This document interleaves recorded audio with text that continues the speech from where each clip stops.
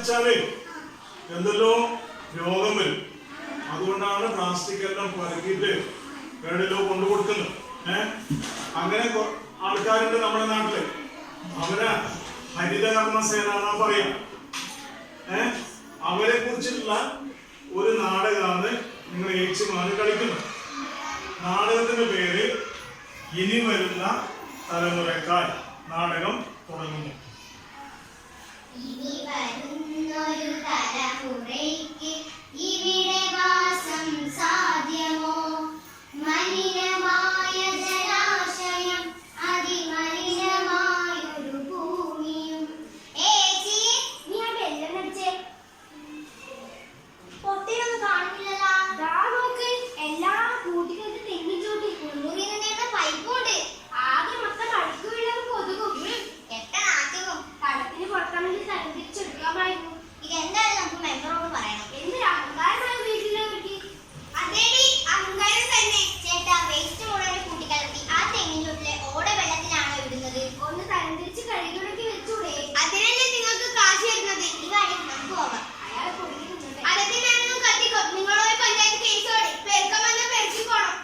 ഇനി വരുന്നൊരു തലമുറയ്ക്ക് ഇവിടെ വാസം സാധ്യമോ? മലിനമായ ഏച്ചി, ഇരിക്കുന്നുണ്ട്. വേസ്റ്റ് എല്ലാം തരംതിരിച്ച് കഴുകിയൊക്കെ അവിടെ വെച്ച് കാണും. നോക്കാം.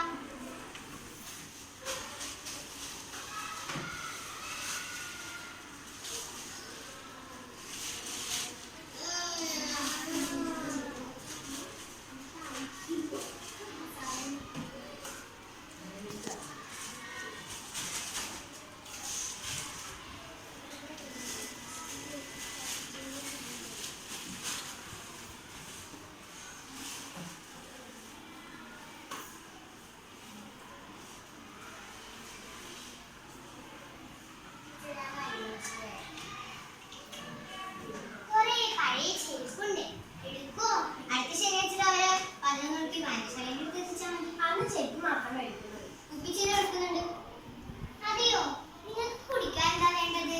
ഒന്നും വേണ്ട. നമുക്കിനി എഴുതി പോകും.